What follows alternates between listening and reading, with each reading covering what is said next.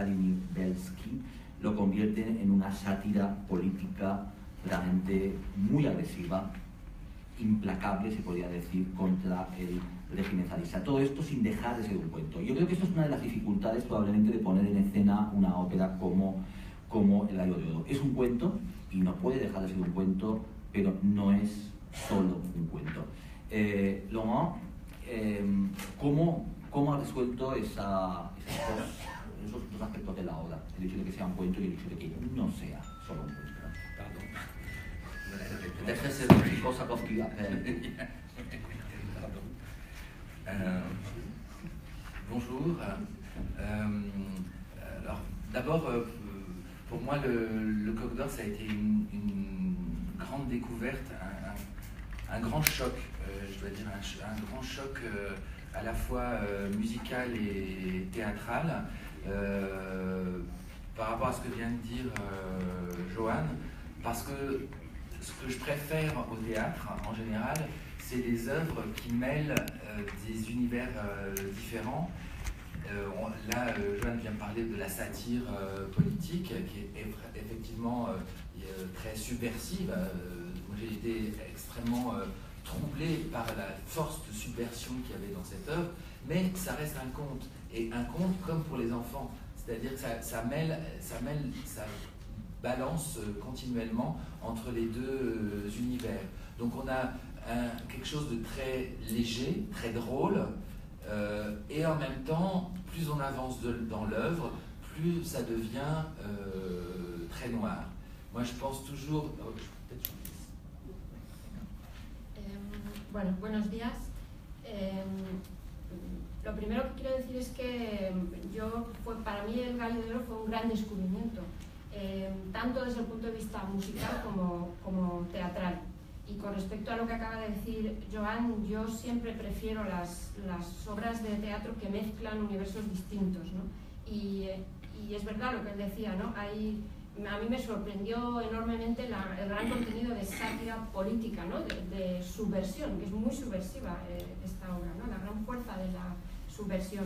Y al mismo tiempo no deja de ser un cuento para niños. Y es esta mezcla entre los dos universos la que es muy atractiva, y es una obra que empieza siendo muy divertida y que según transcurre se va haciendo cada vez más oscura, sombría. Il y a quelque chose de magique dans cette œuvre, parce que la musique est extraordinaire. On n'est pas dans, j'allais dire, on n'est pas dans de l'opéra cible, mais c'est du théâtre chanté. C'est-à-dire qu'il n'y a pas d'air dans l'œuvre, c'est uniquement des dialogues chantés. Donc, pour le metteur en scène, il y a quelque chose de fantastique, parce qu'on a l'impression que Rimsky-Korsakov a écrit les images. C'est-à-dire qu'il a écrit le jeu du théâtre tout le temps dans les notes. Il n'y a rien qui est gratuit.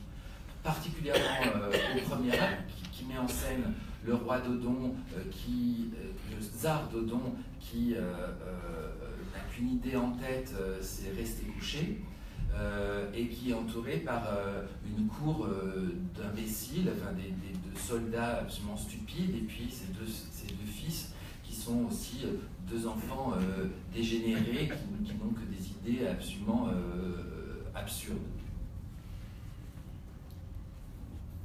Hay algo de magia en esta obra, en primer lugar en la música que es extraordinaria.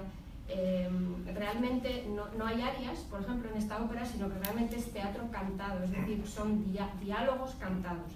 Y esto es algo fabuloso para un director de escena, porque es como si Rimsky-Korsakov hubiera escrito en las notas de la partitura las imágenes o el juego teatral, con lo cual este trabajo, esto facilita mucho el trabajo, y además no hay nada gratuito.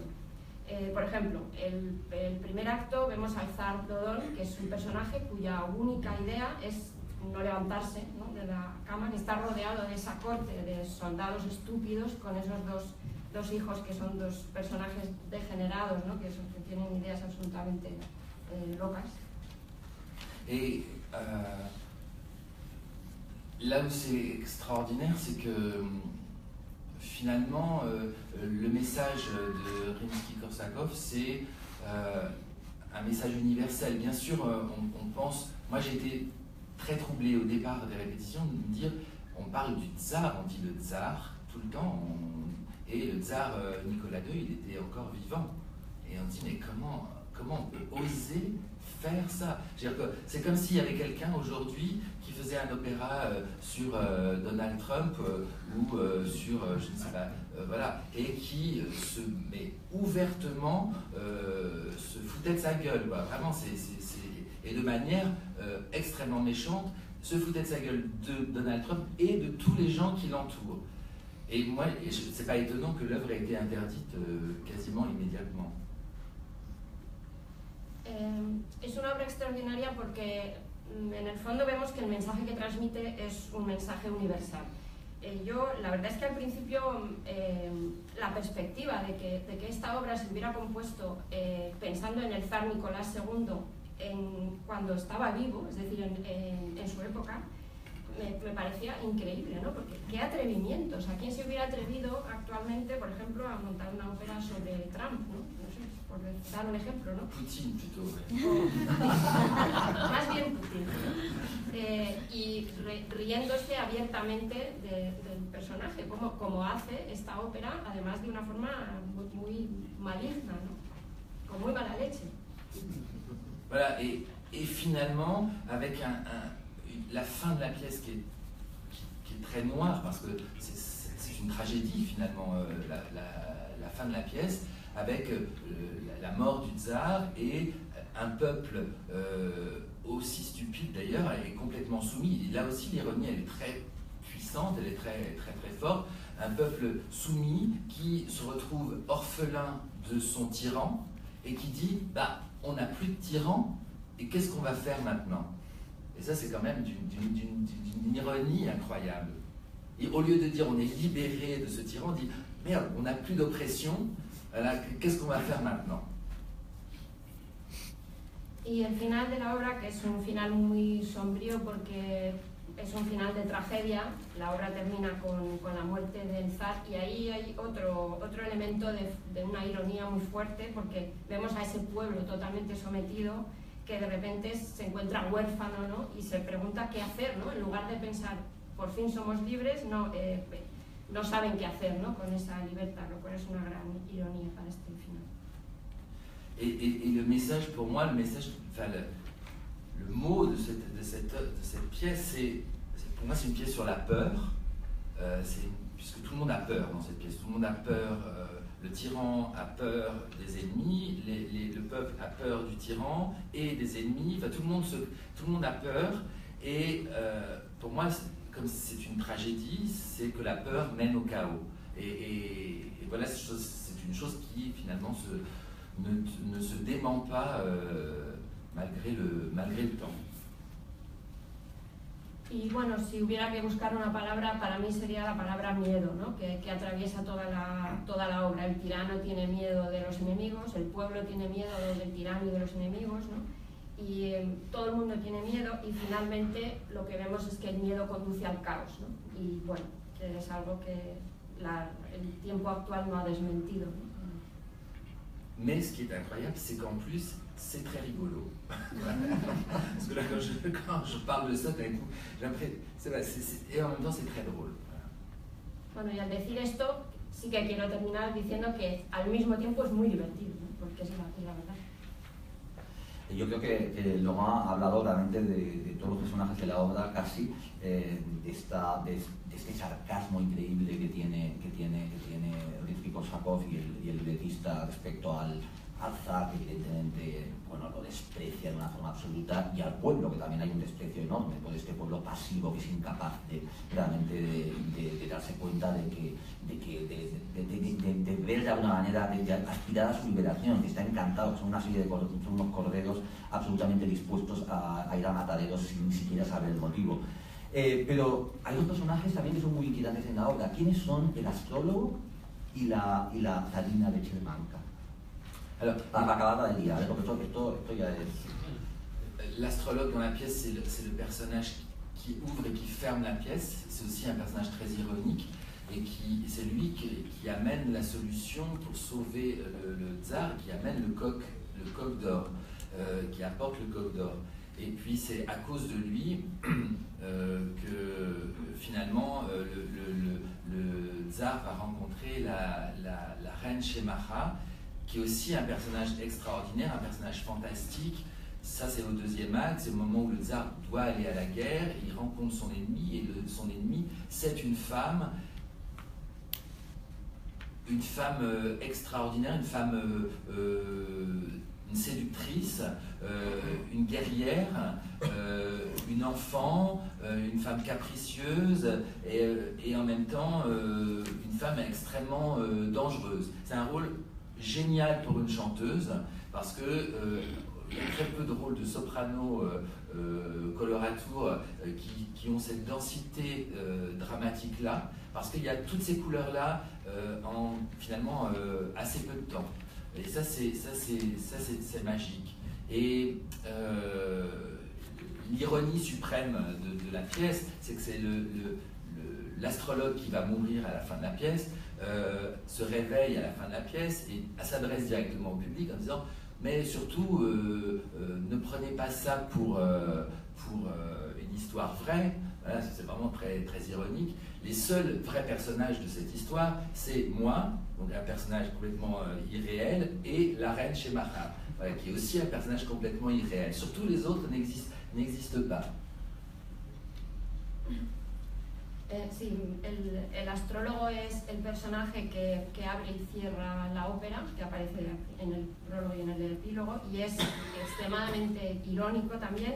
Es el que aporta al zar la solución al problema, es decir, el gallo de oro, y es por su causa el zar conoce o se encuentra con la reina de Shemaha. Esta reina es un personaje fabuloso.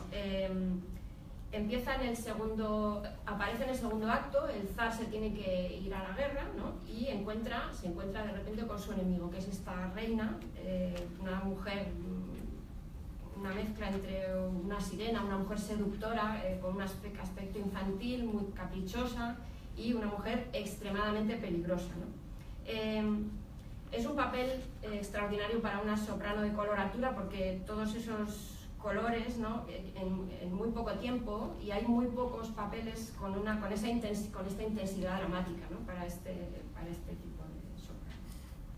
Y realmente aparece ahí en un entorno bastante mágico también, ¿no? Y la ironía suprema es que el astrólogo que muere al final, en el epílogo resucita, digamos, y dice, bueno, en esta historia los únicos personajes verdaderos somos la reina y yo, es decir, los dos personajes más absolutamente irreales y mágicos, ¿no? Y los demás son ficciones. Bueno, como ha comentado Laurent, la zarina de Chalcanta aparece en el segundo acto, pero hay momentos musicales en los que ya está en el primer acto, cuando el zar está teniendo sueños lúbricos y voluptuosos, imaginando, es muy mujeriego y está imaginando. De alguna manera, el encontronazo entre el zar y ella en el segundo acto es un encontronazo entre él y sus sueños voluptuosos de alguna forma. Me parece que lo ha comentado alguna vez Laurent. Je parle que dans la reine et le deuxième acte, le préférable, il y a des moments musicaux que quand Elsa rêve avec de femmes voluptueuses et tout ça, il y a... Est-ce que le rapport entre les deux, il y a quelque chose de ça avec ce rêve voluptueux de femmes? Oui, parce que il y a aussi une partie dont je n'ai absolument pas parlé dans l'œuvre, c'est l'aspect érotique de l'œuvre. Il y a quelque chose qui est étonnant aussi, c'est que le tsar, il reste couché, il veut dormir, mais pourquoi il veut dormir? C'est parce qu'il veut rêver. Et pourquoi il veut rêver? C'est parce que dans son rêve, il y a un personnage fantastique qui, musicalement, évoque ce qu'il va rencontrer au deuxième acte. Et on sent que c'est plus que érotique. Et il y a aussi dans la séduction, dans la grande partie de séduction de la reine Shemaha pour le roi Dodon, tout un grand passage dont le texte est carrément limite porno, quoi. Et ça aussi, c'est un truc qui m'a vraiment étonné. Je dis, quand même, la fin du 19e siècle, où quand même, alors je ne sais pas comment ça se passait en Russie, mais voilà, les mœurs étaient quand même extrêmement rigoureuses. D'entendre ça, ça devait être aussi extrêmement scandaleux. Sí, hay una parte de la que no he hablado en absoluto y es precisamente este aspecto erótico de la obra, que a mí también me sorprendió realmente. Tenemos a este zar que está siempre recostado porque quiere dormir, pero ¿por qué? Es porque quiere soñar, ¿no? Y sueña y en medio de esos sueños eróticos que tiene, está que evocan musicalmente al encuentro que va a tener después con la zarina de Chemansga, pues tiene unos sueños más que eróticos, ¿no? Digamos. Y realmente hay una gran parte de seducción, ¿no? Que se refleja en esto del encuentro de la reina, que se refleja en un fragmento de texto que se acerca al porno, ¿no? Lo cual también me hizo a mí pensar que, bueno, no sé cuál sería la situación en Rusia en el 19, ¿no? Pero es algo que sorprende, ¿no? en aquella época, ¿no? Con respecto a la rectitud de las costumbres, ¿no? Que se supone que se imponía. En tout cas, le thème du rêve est un thème que j'affectionne particulièrement. C'est une chose que j'ai développée dans pas mal de spectacles de théâtre ou d'opéra. Et pour moi, effectivement, l'œuvre elle-même, c'est un rêve, puisque d'abord il dort, d'abord il est couché. Et c'est pour moi finalement le rêve d'un homme qui ne veut pas mourir. Un vieil homme qui ne veut pas mourir. A mí me interesa mucho el tema del sueño, yo lo he desarrollado muchas veces en teatro y en ópera, y finalmente vemos a este zar que está tumbado, ¿no? Que duerme, y en el fondo es el sueño de un anciano que no quiere morir. Si os parece, vamos a pasar a la que hagáis preguntas, a la espera de que llegue Ivo Bolton, que imagino que dentro de 10 minutos, un cuarto de hora va a estar aquí. Pero si tenéis alguna pregunta ya para Laurent Pelny. Sí, buenos días. Yo quisiera preguntarle, tengo entendido, no sé si me equivoco, que no ha querido, digamos, dar claves actuales en el montaje. Si es así, ¿a qué se debe? Si hay algunas pinceladas sobre algunas claves sobre la actualidad en el montaje, o por qué ha querido ceñirse a un montaje más clásico.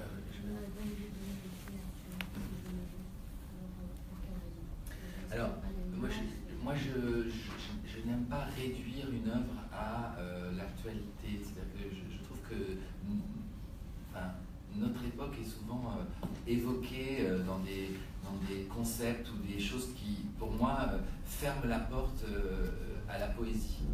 Et pour moi, je suis avant tout au service de l'œuvre, mais mon travail est d'ouvrir la porte aux significations multiples, en tout cas qui sont dans cet ouvrage.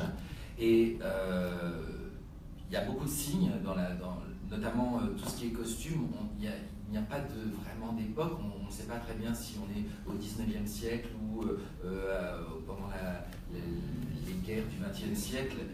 Il y a des choses qui évoquent le 20e siècle, mais pour moi, j'avais pas envie de déguiser le roi Dodon ou Poutine ou Donald Trump. Pour moi, c'était... voilà. C'est pour ça que ça fermait des portes. En revanche, qu'on puisse évoquer et que le spectateur puisse dire « Ah oui, ça me parle de telle ou telle personne dont on parle beaucoup en ce moment », on travaille aussi, voilà, mon travail il est aussi dans ce sens-là. No me gusta en general reducir una obra a la mera actualidad. Yo creo que muchas veces nuestra época aparece evocada a través de conceptos que realmente lo que hacen es cerrar la puerta a la poesía. Yo estoy al servicio de la obra, ante todo, pero yo en mi trabajo quiero precisamente abrir la puerta, ¿no? a que el espectador pueda interpretar como él quiera, ¿no? los matices que aparecen. No quiero cerrar la puerta de este modo. Por ejemplo, los trajes, bueno, evocan un momento determinado del siglo XIX, pero que puede corresponder también a las guerras del siglo XX.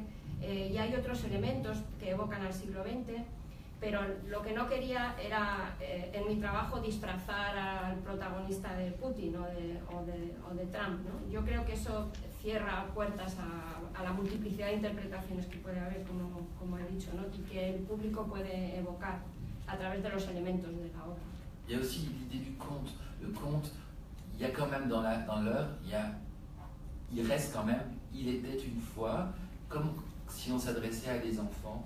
Et donc la partie la partie fantastique, pour moi, la partie merveilleuse, elle est aussi importante. Sí, luego está la idea del cuento, ¿no? Se sigue diciendo Érase una vez como si la obra se dirigiera a los niños, ¿no? Entonces, para mí esta parte de fantástico, ¿no? También es importante. De todas formas, vas a encontrar bastantes conocidos por el escenario, quiero decir que es imposible ver este montaje sin evocar cosas que, en fin, que tienen mucho que ver con nuestra vida política actual. De todas formas, lo que ha comentado Loma es básico. Esa es una ópera que tiene un registro de cuento y que si no se mantiene este registro de cuento la obra no funciona, y por otro lado tiene un registro político de sátira política realmente tremenda, de una agresividad brutal que también tiene que estar, y realmente hay que encontrar este equilibrio, porque realmente sin esas dos patas es simplemente imposible defender la obra, y esta es la gran, yo creo que es una de las grandes es por lo que este montaje es realmente magistral, porque realmente lo logra. Ha sido muy habitual, cuando se empezó a conocer el Gallo de Oro en Occidente, era muy habitual que se hiciera con una iconografía estrictamente de cuento orientalizante, en el que realmente se perdía de vista completamente toda la dimensión política que tiene la obra. Pero es que si se plantease como un puro conflicto político, la obra tampoco se aguantaría realmente. Está escrita como está escrita, y realmente para que funcione tienes que entender a qué juega el compositor. Y a lo que juega es algo realmente pero que muy bestia, porque el formato de cuento justamente le está dando a la sátira política una agresividad que no tendría si solo fuera un conflicto político. Otra pregunta. Aquí atrás. Me gustaría que hablarais del contexto político y histórico de esa Rusia, de ese momento en el que Korsakov escribe esta ópera. ¿Frente a qué está reaccionando Korsakov exactamente?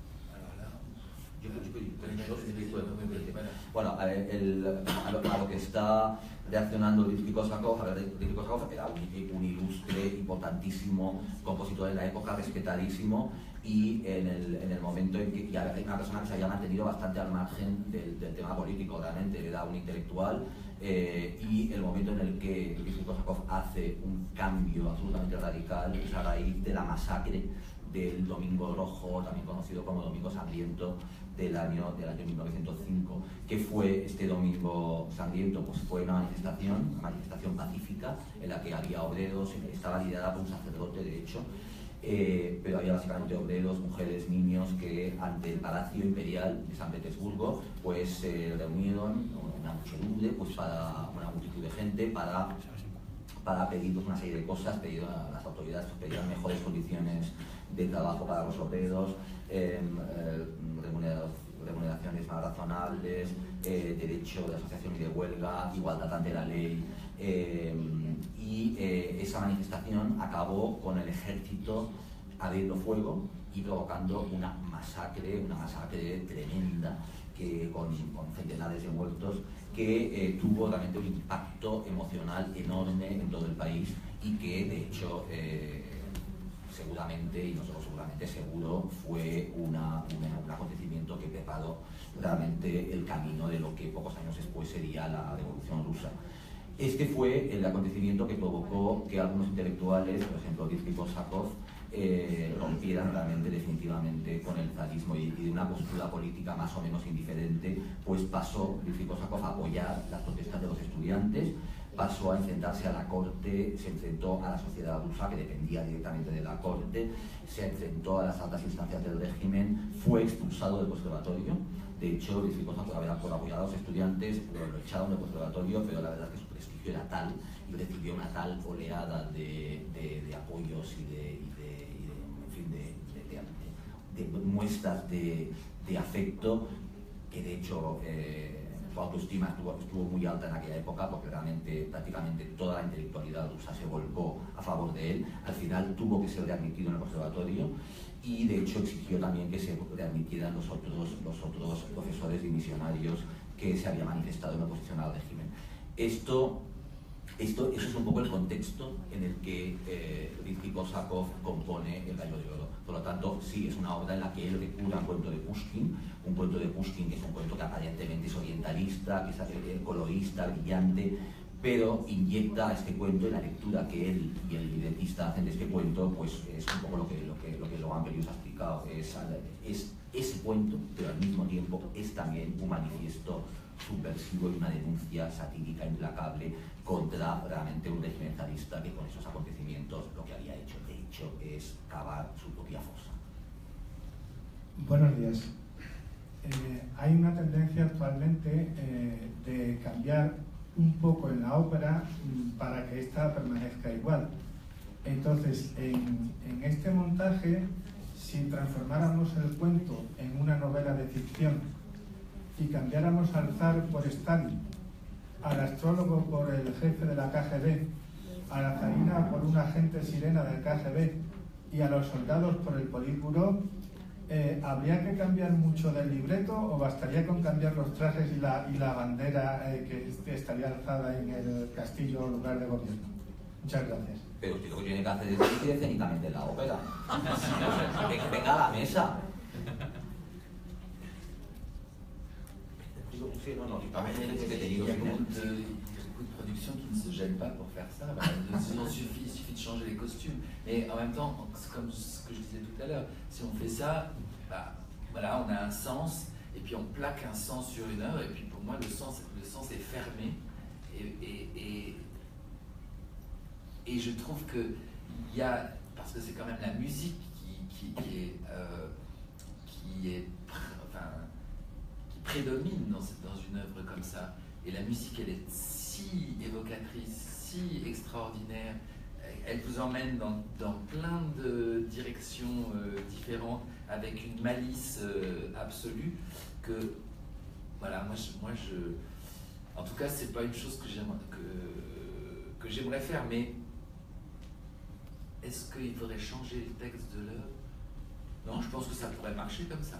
L'astrologue en directeur du KGB, je ne sais pas si ça marche, parce que on ne sait pas très bien qui c'est. Oui, en même temps, il y a un certain mystère. Voilà, ça pourrait créer un certain mystère. Bueno, realmente podría funcionar. Posiblemente no haría falta tocar el libreto para hacer esa interpretación. Hombre, el astrólogo como miembro de la KGB, pero bueno, sí que tiene un cierto aire de misterio, ¿por qué no? De hecho, hay producciones actuales que lo hubieran hecho sin que se le moviera un pelo, vamos, al director de escena. Pero yo creo que no se trata de eso. Yo creo que en ese caso lo que estaríamos haciendo es pegar como una etiqueta, ¿no? A pegarle a la obra un sentido determinado que cierra la puerta a muchos otros sentidos, ¿no? Yo pienso que sobre todo esta música, ¿no? La música, que es algo que predomina en la ópera, es tan evocadora, tan extraordinaria, ¿no? Que te lleva en tantas direcciones que es imposible, con esa malicia tan especial que es. Hacer esto sería como cerrar todos los demás sentidos y enfocar la obra hacia un solo sentido, ¿no? Pero bueno, por poder. Sí, la gracia del espectáculo es que, en efecto, el zar podría ser Stalin, podría ser el propio zar, podría ser algún personaje de la política actual y por lo tanto, realmente, vamos a ver, esto que dice es así, pero justamente la gracia del montaje es que no es solo así. Realmente puede ser eso y pueden ser muchas otras cosas. Yo creo que cuando lo vean verán que, en fin, que van a encontrar conocido.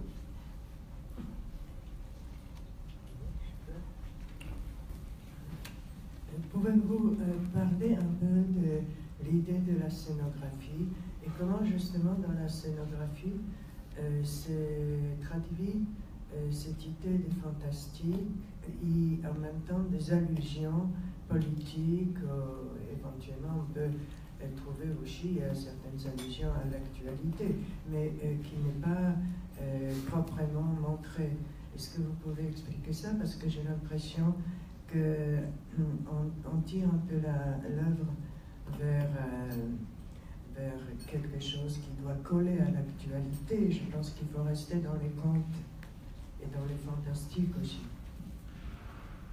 Alors, encore. Je crois qu'elle peut parler un peu de l'idée de la scénographie. Là. Oui. Encore une fois, moi, je ne tire pas l'œuvre vers la... Non, justement, je trouve que vous ne tirez pas. Ah, d'accord. Mais comment l'idée de la scénographie montre qu'on est dans l'univers fantastique et en même temps qui contient ces allusions. Alors, le point de départ, c'est le lit. Voilà. Le point de départ de toute l'œuvre, c'est le lit. C'est le lit, le lieu du rêve, le lit dans lequel Dauton a envie de rester, le lit qui est aussi une sorte de trône. C'est un lit énorme, c'est un lit...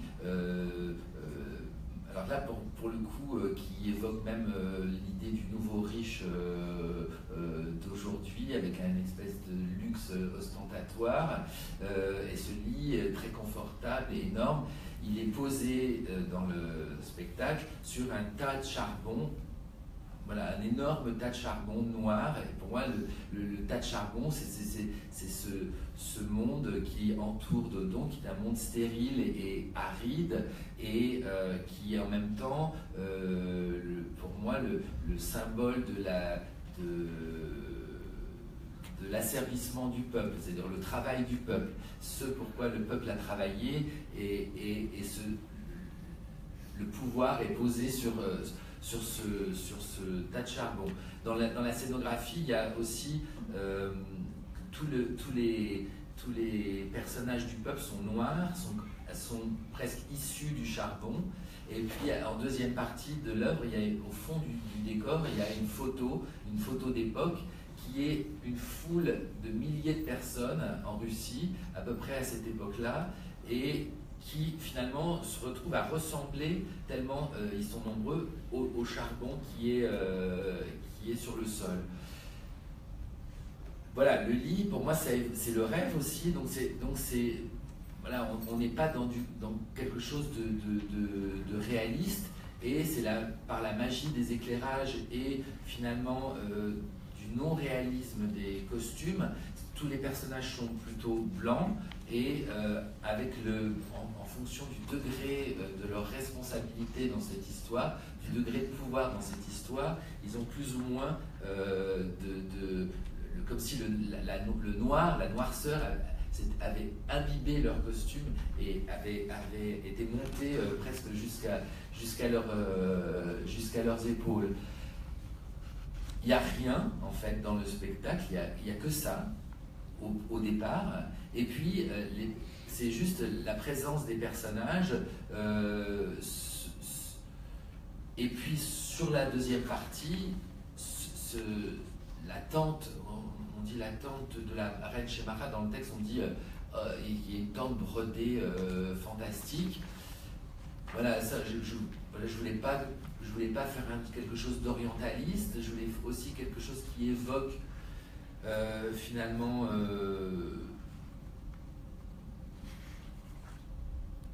il y a une espèce de magie comme si cette structure, c'est une sorte de grosse corne d'abondance, comme une corne magique, mais aussi comme une tour de télécommunication qui s'était écroulée, et aussi comme une sorte de queue parce que c'est quelque chose qui bouge, une queue d'animal ou de monstre. Voilà, c'est à la fois quelque chose de dangereux, quelque chose d'abandonné. Voilà, qu'est-ce que je peux vous dire d'autre par rapport à cette... Voilà, on n'est pas du tout dans la représentation réaliste de toute façon. Donc, pour moi, c'est beaucoup plus évocateur et beaucoup plus ouvert que ça. Je ne sais pas si j'ai répondu à tout. La pregunta se refería a la escenografía, es decir, cómo se traduce este elemento fantástico y estas alusiones políticas, cómo se traduce en la escenografía, manteniendo siempre esta idea de que es un cuento y evitando precisamente arrastrar la historia hacia la realidad actual. La respuesta es que es cierto que este es un cuento fantástico y debe mantenerse como tal, y simplemente hay unas alusiones, ¿no?, determinadas. Y por ejemplo, el punto de partida es la cama. Es una enorme cama, es el lugar del sueño, el lugar en el que el zar quiere permanecer siempre. Es una especie de trono, es una cama así ostentosa, ¿no?, tipo nuevo rico, ¿no?, que evoca ideas de ostentación, ¿no?, de lujo, y es, bueno, un lugar muy cómodo, y está puesta en el medio de un enorme montón de carbón. Este carbón evoca el mundo que rodea al zar, precisamente. Es un mundo totalmente negro, de hecho los personajes, el pueblo, es también totalmente negro. Estéril, estéril, sí, como baldío. Y este es un símbolo precisamente del sometimiento del pueblo, ¿no?, que es el pueblo que trabaja para mantener el poder de este zar que pesa sobre ellos. Luego hay una proyección en el fondo del escenario, un telón que refleja una muchedumbre en la que también parece que son todos negros, como este pueblo de la obra y como esos montones de carbón. Y luego es una foto procedente de Rusia, de la época. Y luego, como la cama evoca también esta idea de sueño, ¿no?, de una situación, de elemento no realista, sino más bien fantástico, y a través de la magia, de la iluminación, de los trajes, ¿no?, se logra precisamente dar esta idea. Los trajes son blancos, pero según los personajes avanzan en la jerarquía, vemos que es como si la negritud del suelo les hubiera ido invadiendo, ¿no?, y en algunos trajes están ya tan sucios hasta los hombros, ¿no?, según el grado de poder de cada personaje. Y bueno, esto es todo. El principio realmente son los personajes, el primer acto. Y luego, en el segundo acto, aparece la tienda de la zarina de Chemaya, que en el libreto tiene unos elementos orientalizantes, se habla de una tienda bordada, etc. He querido huir de esos elementos y he buscado más bien algo simbólico, algo más bien mágico, que evoca un cuerno de la abundancia o una torre de telecomunicaciones caída. Es como un elemento metálico, como un cuerno de la abundancia al mismo tiempo, y que puede ser también una cola de animal porque está en movimiento. Bueno, como tenemos al maestro Bolton, pues lo vamos a dejar que se siente. Hemos hablado de todo salvo del gallo. Eso es lo que yo digo, y aquí no hemos hablado del gallo. Ah oui, c'est vrai. Peut-être il faut dire quelque chose, non? Oui, alors, moi, le coq, logiquement, ça c'est une chose qui est un peu particulière dans le spectacle, c'est que logiquement le coq, c'est un coq en or, comme son nom l'indique, mais qui est un coq qu'on pose sur une flèche, la flèche d'une église, une girouette en fait. Et moi je trouvais ça drôle de faire qu'il y ait une actrice qui joue le coq, qui joue le coq de manière le plus réaliste possible, pour que finalement tous ces personnages stupides soient hypnotisés par finalement une poule, quoi, un stupide gallinacé.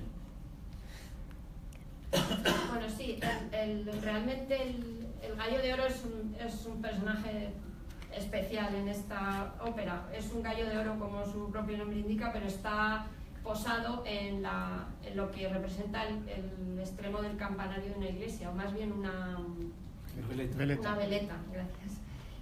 Y entonces yo he buscado que la actriz que lo interpreta lo haga de la forma más realista posible, ¿no? De forma que estamos ante un personaje tan tonto como puede ser una gallina, y a toda la gente hipnotizada, ¿no?, por este personaje. Bueno, vamos a dejar descansar un momento a Laurent. Y ya que tenemos ya a Maestro Bolton, para romper el hielo, me gustaría preguntarle a Maestro Bolton por bueno, evidentemente con la música de Rimsky-Korsakov y sobre todo, bueno, Rimsky-Korsakov tenía fama, un gran prestigio de un fabuloso orquestador. ¿Cómo es la música de Rimsky-Korsakov y la orquestación de Rimsky-Korsakov para el Gallo de Oro? Yes, I understand. So for me, of course, Stravinsky is renowned as one of the greatest orchestrators of the world. He wrote a treatise on orchestration. But for me, I'm awestruck by every time I listen to a Rimsky-Korsakov opera, how much it led to the future, not the past, even though he was one of the famous five, the Sank, this group of Russian, almost nationalistic composers, but how much his music leads to Stravinsky. You hear so much of Petrushka, the orchestration of the great Stravinsky ballets, and the Firebird in this piece.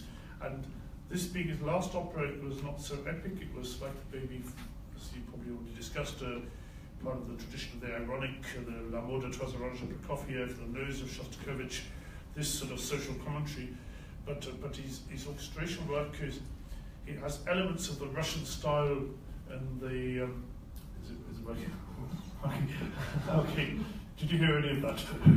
Yeah. It has elements of the Russian style in like the octatonic scale, which is gives you this exotic flavour to the music, which is suiting this subject matter very well. So octatonic scale is like one semitone, one tone, one semitone, one tone, and so in other words, it's related to the Messiaen modes of limited transposition, and whole tone scale which we associate with the French music of a similar period.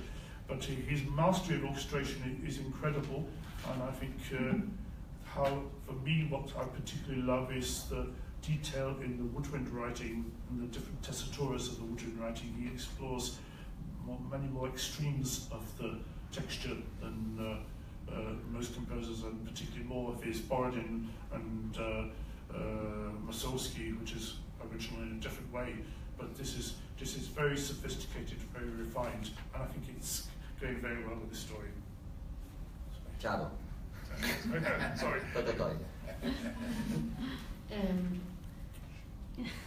Bueno, hay que decir que Rimsky-Korsakov era célebre por su gran dominio de la orquestación, por una orquestación brillante. Yo cuando lo escucho siempre pienso, creo que nos evoca el futuro y no el pasado, ¿no? Pertenece a los 5 famosos compositores casi nacionalistas rusos, digamos, o cercanos al nacionalismo ruso, pero bueno, vemos rápidamente una evocación, por ejemplo, de Petrushka o del Pájaro de Fuego de Stravinsky. Y luego hay una serie de elementos tradicionales, ¿no? Esta no es una de las en la que haya unas notas más épicas, supongo que ya se habrá hablado de esto antes de mi llegada, ¿no? Pero sí que hay elementos tradicionales de la música rusa tradicional. Por ejemplo, podemos pensar en el Amor de las Tres Naranjas de Prokofiev. Luego, desde el punto de vista de la orquestación, como digo, es muy brillante, es la famosa escala octatónica, que le da este aroma exótico, ¿no? Que es tan apropiado para este tipo de cuento, ¿no? Esta escala que es un semitono, un tono, un semitono, un tono. Luego, bueno, podríamos hablar de las transposiciones limitadas de Messier, de algunos compositores franceses de la época. También es una orquestación realmente maravillosa y, por ejemplo, podemos citar el gran detalle en las texturas de los instrumentos de viento-madera, ¿no? Y a este respecto pensar en Mussorgsky. Bueno, es muy refinado, realmente una música muy sofisticada que va muy bien con el tema que se trata. Venga, preguntas para el maestro también.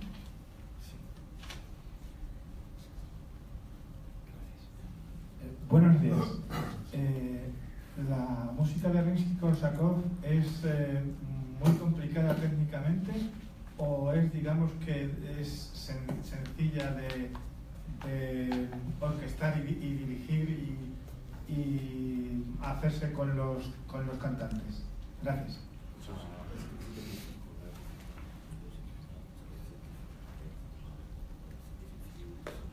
No, I think I would not say it's the hardest music to organize. It's very consequent. The phrase structure is very regular, and I think we have expert cast here with wonderful Russian casts who really are at home in this music.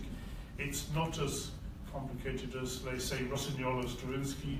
It's refined, and maybe I think you need people with fantastic sense of intonation.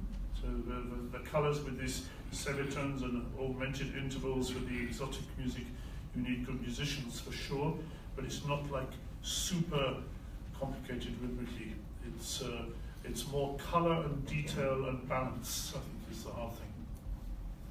Thank you. Bueno, no creo que sea extraordinariamente complicada. Es una música muy consecuente, con un fraseo regular.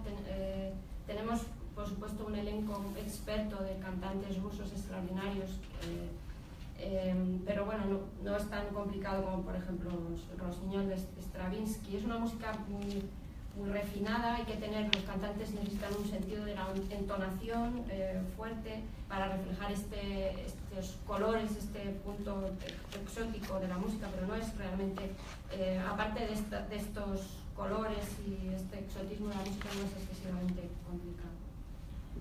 Sí, en ese sentido, ¿en qué medida responde esta composición de Korsakov al momento que está viviendo la música en Europa? Porque nos comentaba el director escénico que es una especie de ópera donde las notas, es un teatro cantado, decía él, algo así. Me gustaría que comentara eso.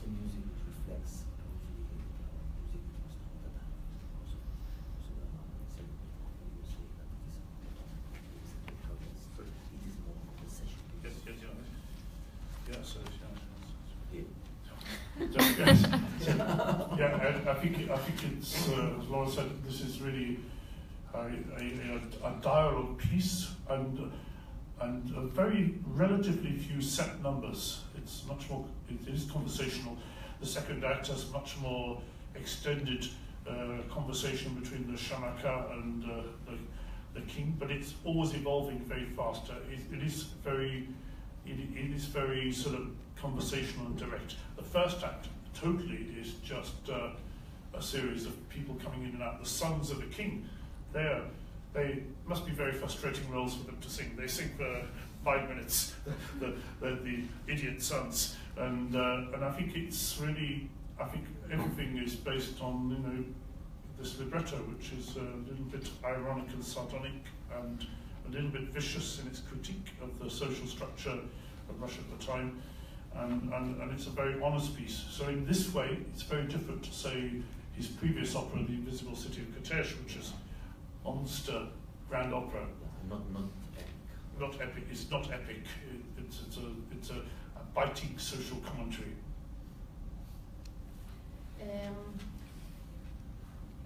Efectivamente es una obra de diálogo. Es puramente conversacional, conversativa. De hecho, en el primer acto debe ser un poco frustrante para los cantantes, ¿no? Porque es gente que aparece y canta 5 minutos ante este zar cosas totalmente estúpidas, ¿no? Y luego en el segundo acto es como una conversación muy extensa entre el zar y la zarina de Chemaya. O sea que en ese sentido es mucho menos épica, por ejemplo, que la primera ópera compuesta por Rimsky-Korsakov. Era una gran ópera mucho más épica. En estas el libreto acentúa más el aspecto, el lado sardónico, irónico, ¿no? Y esa crítica acerada de la estructura social de la Rusia de la época. ¿Y en qué medida respondía al momento musical de la Europa?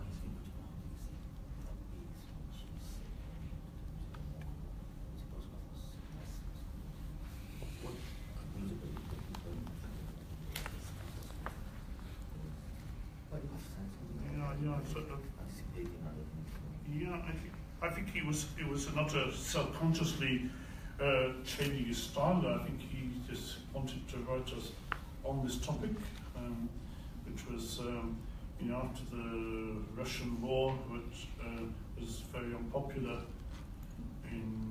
with Japan. I think he felt a compulsion to write this. And I think it's hard because I think European music at this time was heading in so many different directions. I think the French school is very highly developed at this time. In Germany and Austria, you had Schoenberg. So, but Rimsky was in his world, but his world was very specific, and it was full of probably the intellectual movement of the five. This was really made a big stamp on his life, and somehow this use of self-conscious Russian idiom was still a fingerprint, a stylistic fingerprint of Rimsky-Korsakov through his life in all pieces. But I think the thing that shapes it more than anything else is the libretto. And is there a vindication of the Oriental part of Russian as something which belongs to their own language?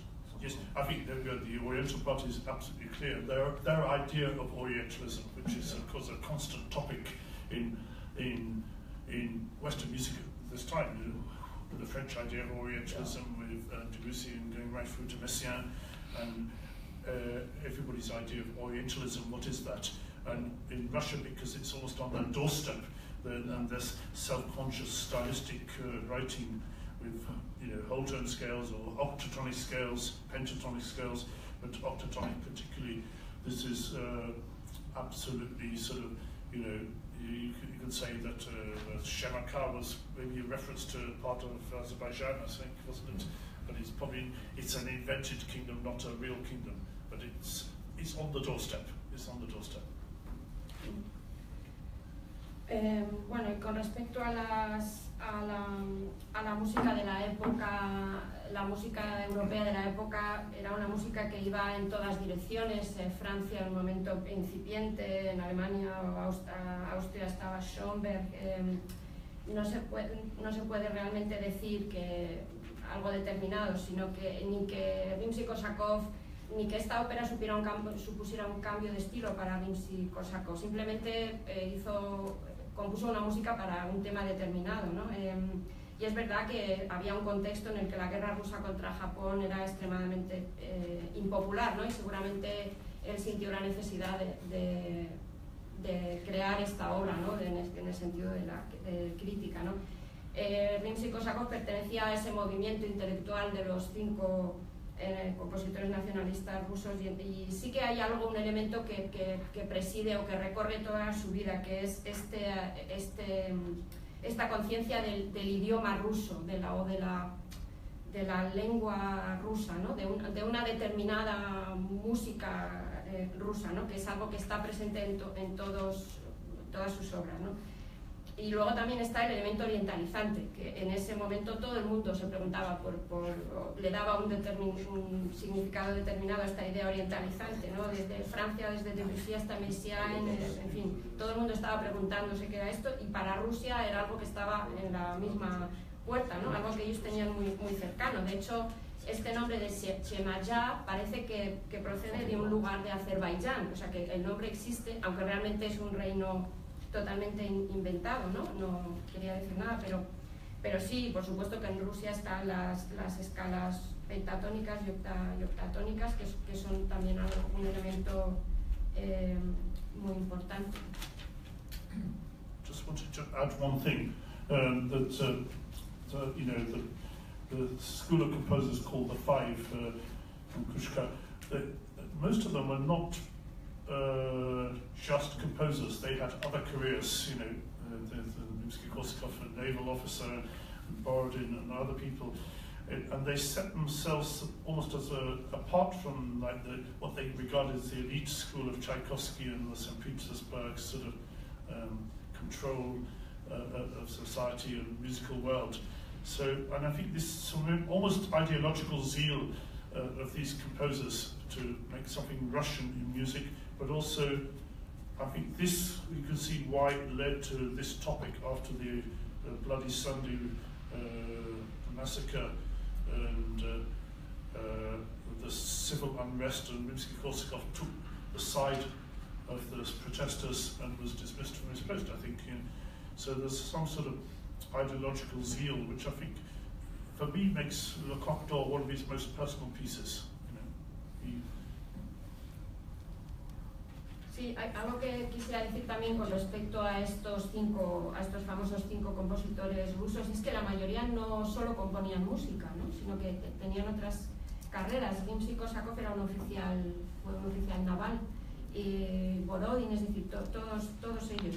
Y es un grupo de compositores que se sitúan en un lugar aparte, o que quieren separarse, digamos, situarse fuera de esa élite de San Petersburgo, ¿no? De Tchaikovsky, que controlaban el mundo cultural, la sociedad culta de aquella época en Rusia, que quieren hacer algo puramente ruso, ¿no?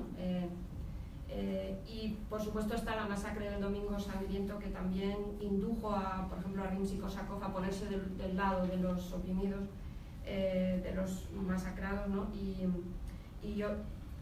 que le llevó a componer esta obra, ¿no? Que yo, en mi opinión, es una de sus obras más personales, ¿no?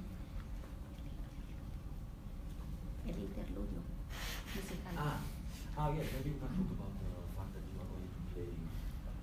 Oh, Okay, Zimbalist, yes. Stellas, Okay. yes. Well, I think this is Well, probably your inspiration that we do the Zimbalist the piece. No,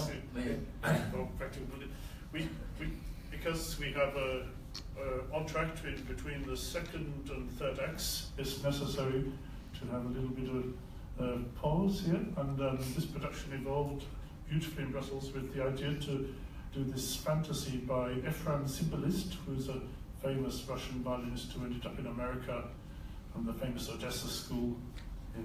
Of so many other great musicians came from Odessa, like Oistrakh later and Emil Gilles. And Zimbalist ended up in America, but he wrote a fantasy on the main themes from the Le Coq d'Or. And so I have the honor to accompany our concertmeister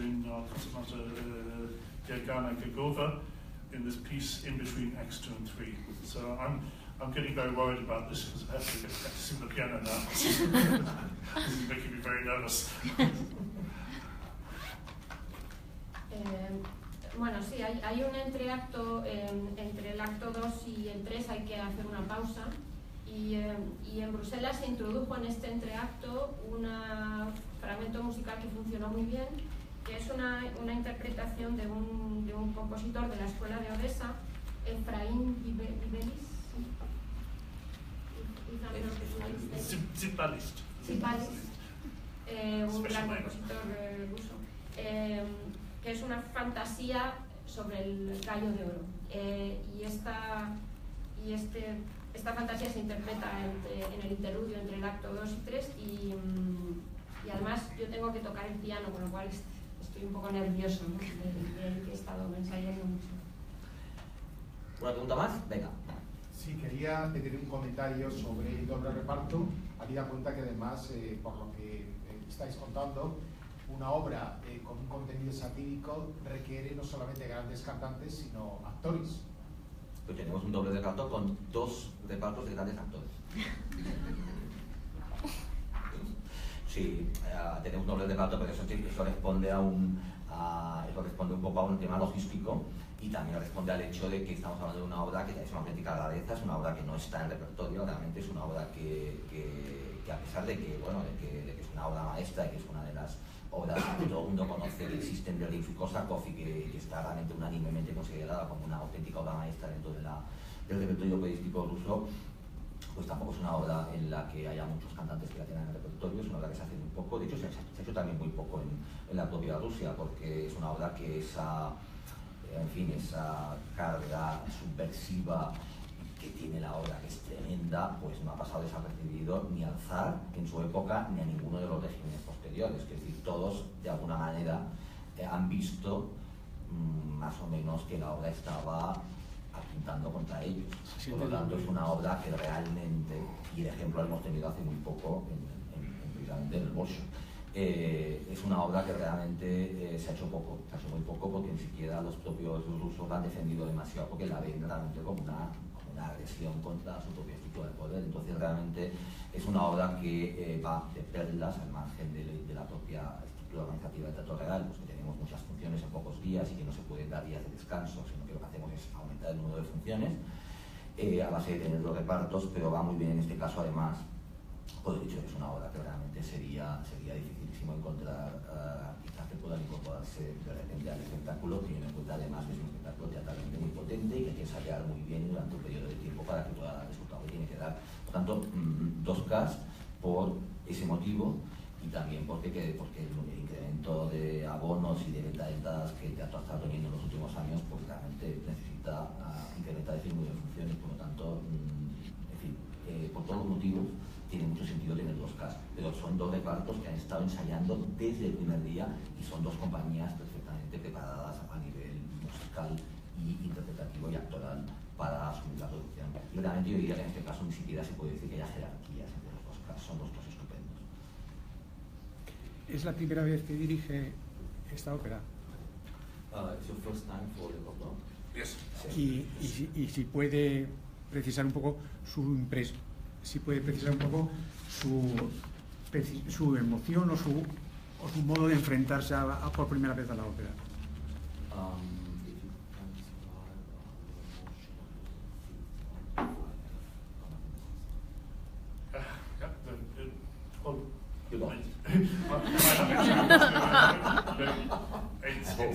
It's full of endless variety.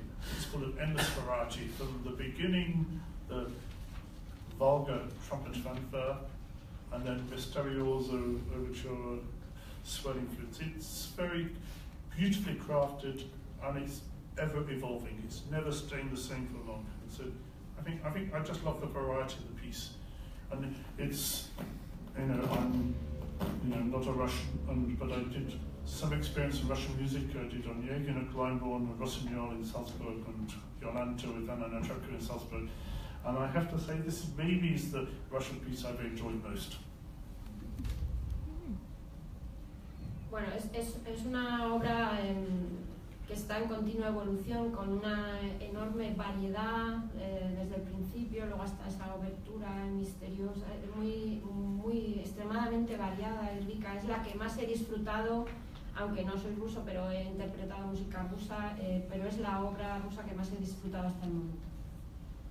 Y después ha comentado la cantidad de obras rusas que ha dirigido en Salzburgo. Yolanta y tal cual. Y después, a mí el astrólogo me suena un poco a un Rasputín. ¿Tiene la iconografía del Rasputín en la ópera, en la versión de Lauren? El astrólogo. El astrólogo. Bueno, yo... A nivel iconográfico, si de alguna manera evoca al Rasputín. Forcément, on y pense. Il y a un personnage comme ça qui débarque de nulle part et qui hypnotise toute une cour, forcément, on pense au personnage de Rasputin. Donc là, il y a une petite évocation, mais voilà, pas non plus, c'est pas non plus pointé du doigt. Bueno, sí, a la fuerza, ¿no? Un personaje que sale de no se sabe de dónde y que hipnotiza toda una corte, ¿no? Pues sí, hay una pequeña evocación, pero no se incide demasiado. Pero sí, seguramente en eso pensó hasta el propio compositor. Bueno, si no hay ninguna pregunta más, pues recordaros que hay una serie de actividades paralelas, algunas realmente interesantísimas, enfoques fijables, esto ya, o todos salariales, sino sobre todo, por ejemplo, la exposición que está organizando el Círculo de Bellas Artes sobre la Revolución Rusa, que se cumple el centenario justamente en estas fechas y que, como se ha dicho aquí, pues el Gallo de Oro, compuesto a la luz como una consecuencia de este Domingo Sangriento, pues fue realmente una premonición de alguna manera de la Revolución Rusa. Y destacar también los domingos de cámara, el próximo 4 de junio a las 12 de la mañana, que solistas de la Orquesta del Teatro Real van a interpretar un programa alrededor del Gallo de Oro, en el que constan piezas realmente interesantísimas, por ejemplo el sexteto de cuerda en la mayor de Rimski-Kórsakov y también el cuarteto de cuerda número 1 de Borodín, uno de los miembros del grupo de los 5 precisamente, y que tampoco era solo músico, también se dedicaba a otros